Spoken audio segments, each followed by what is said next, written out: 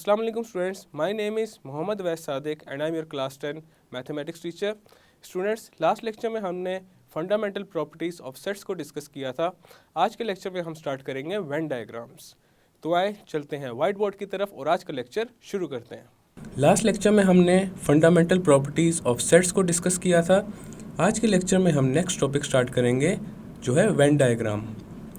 Venn diagram का जो idea है वो एक ब्रिटिश मैथमेटिशियन जॉन वेन ने दिया था एंड जॉन वेन ने ये इंट्रोड्यूस किया था कि यूनिवर्सल सेट को रेक्टेंगल से रिप्रेजेंट किया जाए और उस रेक्टेंगल के अंदर यूनिवर्सल सेट के जो सबसेट्स हैं ए एंड बी उनको रिप्रेजेंट किया जाए by using closed figures.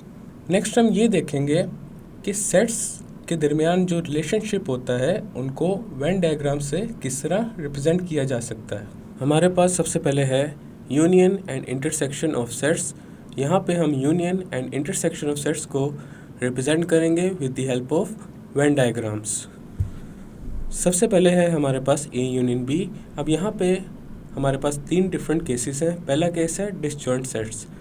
Disjoint sets ऐसे सेट्स को कहते हैं जिनमें कुछ भी कॉमन ना आ रहा हो, इसीलिए यहाँ पे जो सेट ए और बी हैं दोनों सेपरेटेड हैं।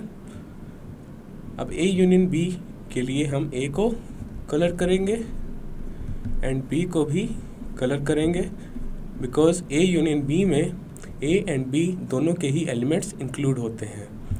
नेक्स्ट केस है ओवरलैपिंग सेट्स। ओवरलैपिंग सेट्स ऐसे सेट्स को कहते हैं जिनमें कुछ एलिमेंट्स कॉमन हो।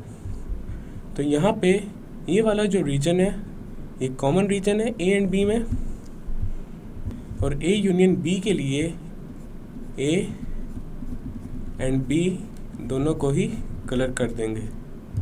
तो ये आ गया है हमारे पास A union B when A and B are overlapping sets. Next case है A is a subset of B. इसका मतलब ये है कि ए में जितने भी एलिमेंट्स हैं वो बी में भी हैं। तो यहाँ पे ए यूनियन बी के लिए ए एंड बी दोनों को ही शेड कर देंगे।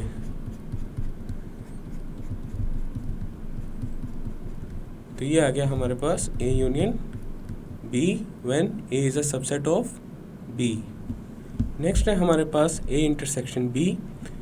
अब जो पहला केस है जिसमें A and B disjoint sets हैं, यहाँ पे हमारे पास कोई भी रीजन कलर नहीं होगा बिकॉज डिसजॉइंट सेट्स ऐसे सेट्स होते हैं जिसमें कुछ भी कॉमन नहीं आ रहा होता। तो यहाँ पे ए इंटरसेक्शन बी एक एम्प्टी सेट होगा। नेक्स्ट केस है ओवरलैपिंग सेट्स। अब यहाँ पे देखा जा सकता है ए और बी में जो कॉमन पार्ट है वो ये वाला है और यही हमारे पास ए इंटरसेक्शन बी है। नेक्स्ट केस है A is a subset of B. अब यहाँ पे ए इंटरसेक्शन बी के लिए हमारे पास जो ए है सिर्फ वही कलर होगा बिकॉज ए एंड बी में जो कॉमन एलिमेंट्स हैं वो ए के एलिमेंट्स के ही इक्वल हैं। तो ये आ गया हमारे पास A intersection B when A is a subset of set B. Next है हमारे पास complement of a set. Complement of a set is equal to universal set minus set A. A complement is equal to universal set minus set A. तो complement of a set में हमारे पास वो elements आते हैं जो you में होंगे लेकिन ए में नहीं होंगे। तो हमारे पास जो ये वाला रीजन है सारा ये कलर हो जाएगा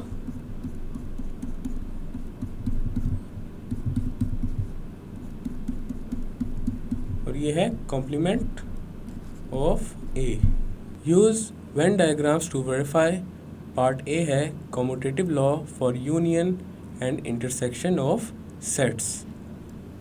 अब कम्यूटेटिव लॉ फॉर यूनियन होता है A union B is equal to B union ए।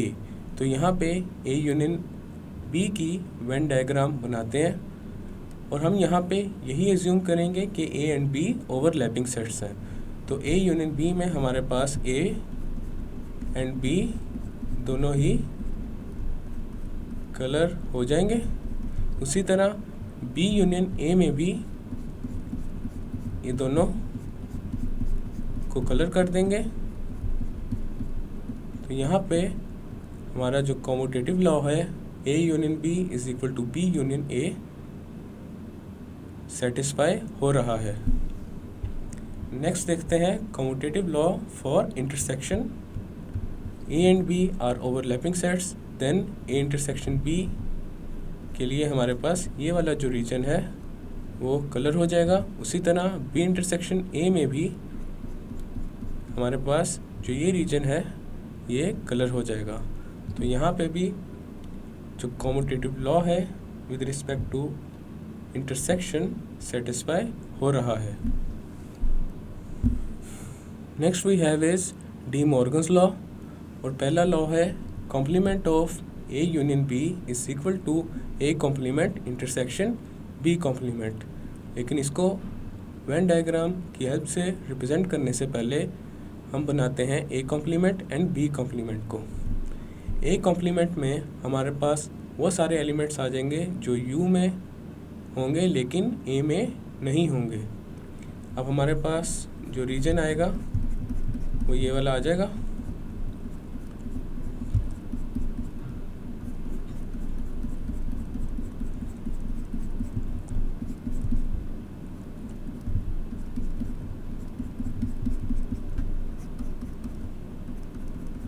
ये आ गया हमारे पास ए कॉम्प्लीमेंट। उसी तरह बी कॉम्प्लीमेंट में हमारे पास वो सारे एलिमेंट्स आते हैं जो यू में हों लेकिन बी में ना हों। ये आ जाएगा बी कॉम्प्लीमेंट।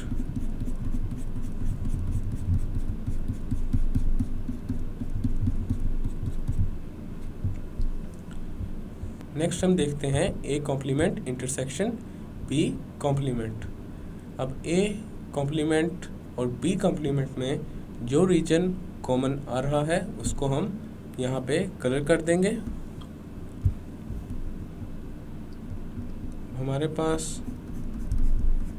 ए और बी को छोड़ के बाकी का जो रीजन है वो आ जाएगा A complement intersection B complement में। तो ये आ गया हमारे पास A complement intersection B complement. अब यहाँ पे देखते हैं A union B complement. A union B में हमारे पास जो ए है एंड बी वो दोनों आ जाएंगे, लेकिन जब इनका कॉम्प्लीमेंट लेंगे तो ए यूनियन बी के अलावा जो बाकी का एरिया है वो आ जाएगा।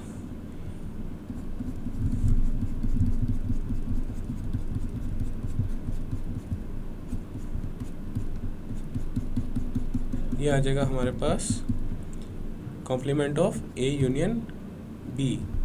अब यहाँ पे देखा जा सकता है A complement intersection B complement and complement of A union B का रीजन सेम है।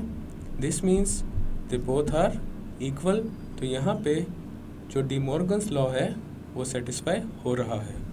नेक्स्ट है हमारे पास जो दूसरा लॉ है complement of A intersection B is equal to A complement union B complement. तो सबसे पहले यहाँ पे ड्रॉ करते हैं A complement union B complement. A complement and B complement की हमने वेन डायग्राम ऊपर देखी थी। जब उनका यूनियन लेंगे तो हमारे पास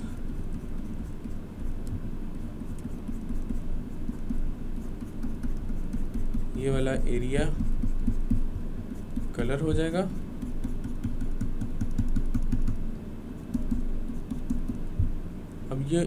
अब ये वाला रीजन है ये नहीं आएगा क्योंकि A complement and B complement में ये रीजन एक्सक्लूड था।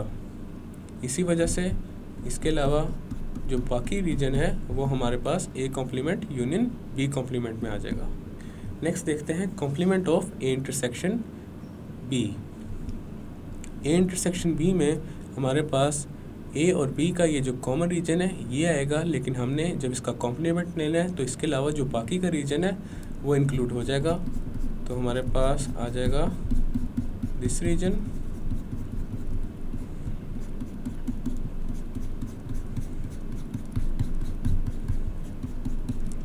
तो ये आ गया हमारे पास complement of A intersection B.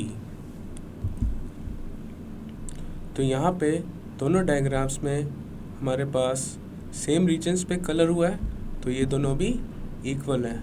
तो यहाँ पे जो सेकंड डी मॉर्गन्स लॉ है वो भी वेरीफाई हो रहा है। नेक्स्ट है हमारे पास एसोसिएटिव लॉ। एसोसिएटिव लॉ होता है A union B into union C is equal to A union into B union C. तो सबसे पहले हम यहाँ पे वेन डायग्राम बनाते हैं A union B into union C. A union B हमारे पास आ जाएगा ए का रीजन एंड बी का रीजन।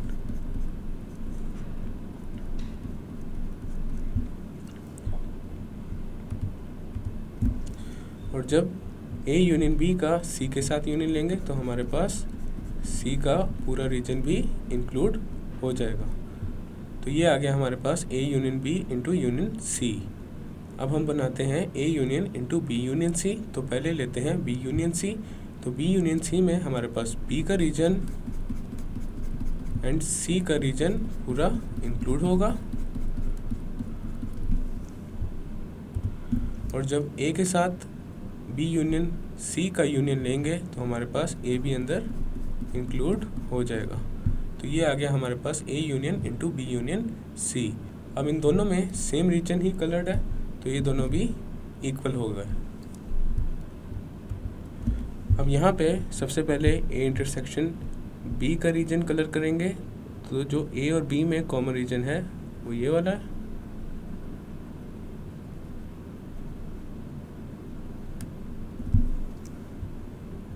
और जब ए इंटरसेक्शन बी का इंटरसेक्शन लेंगे सी के साथ, देन हमारे पास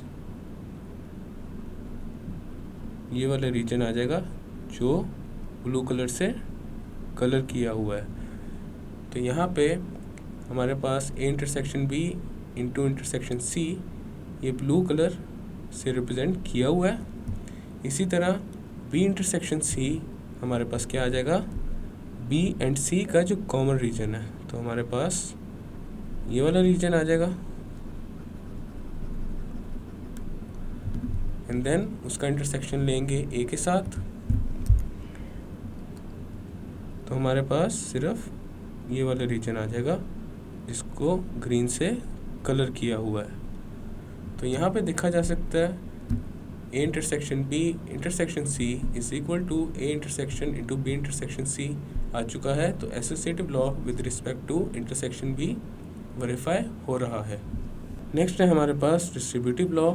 अब इसमें हमने ये शो कराना है A union into B intersection C equal है A union B intersection A union C के। तो सबसे पहले हम यहाँ पे A union into B intersection C को कलर करेंगे। तो बी इंटरसेक्शन सी हमारे पास ये एरिया आ जाएगा जिसमें बी एंड सी, हमारे पास बी इंटरसेक्शन सी के लिए ये वाला रीजन आ गया जो बी और सी में कॉमन है। अब जब इसका ए के साथ यूनियन लेंगे तो ये रीजन आ जाएगा जिसको ग्रीन से कलर किया हुआ है और ए का पूरा रीजन आ जाएगा। तो यहाँ पे ए को भी कलर कर देते हैं। ये आ गया हमारे पास A union into B intersection C. अब हम फाइंड करते हैं A union B intersection A union C को। तो पहले यहाँ पे ए यूनियन बी को कलर करते हैं, उसमें ए एंड बी दोनों का रीजन आ जाएगा।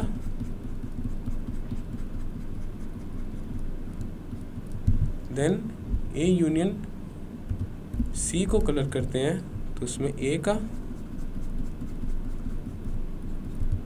एंड सी का रीजन आ जाएगा।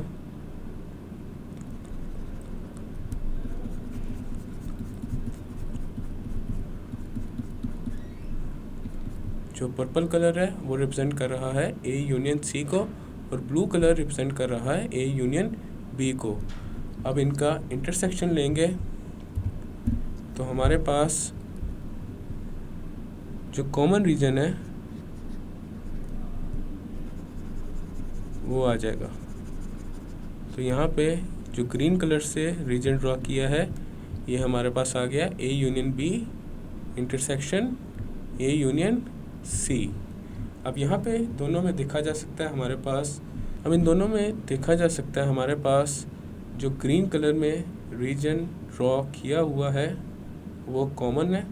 सो A union into B intersection C equal हो जाएगा A union B intersection A union C। तो यहाँ पे डिस्ट्रीब्यूटिव लॉ वेरीफाई हो रहा है। नेक्स्ट है हमारे पास A intersection into B union C। पहले इसको कलर करते हैं। सबसे पहले B यूनियन C को कलर करते हैं, तो यहाँ पे B का पूरा रीजन आ जाएगा एंड C का पूरा रीजन आ जाएगा।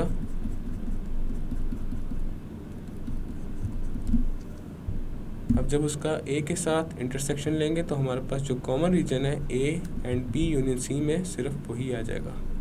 तो ये आ गया हमारे पास A intersection into B union C, और यहाँ पे ये ब्लू कलर से शेड किया हुआ है। नेक्स्ट हम बनाते हैं A intersection B union A intersection C। A intersection B में हमारे पास आ जाएगा A और B का ये जो common area, and A intersection C में हमारे पास A एंड C का रीजन आ जाएगा। अब इन दोनों का यूनियन लेंगे तो वापस यही रीजन आ जाएगा। तो यहाँ पे दोनों में सेम रीजन कलर हो रहा है, तो ये दोनों भी इक्वल हैं। तो ये जो सेकंड डिस्ट्रीब्यूटिव लॉ था ये भी वेरीफाई हो रहा है with the help of Venn diagrams. Students, आज के लेक्चर में हमने वेन डायग्राम्स का टॉपिक स्टार्ट किया, जिसमें हमने ये सीखा कि किसी भी सेट के लिए वेन डायग्राम्स को किस तरह बनाया जाता है। नेक्स्ट लेक्चर में हम लोग एक्सरसाइज 5.3 को स्टार्ट करेंगे। मैं उम्मीद करता हूँ आपको आज का लेक्चर समझ आया होगा। मिलते हैं फिर अगले लेक्चर में।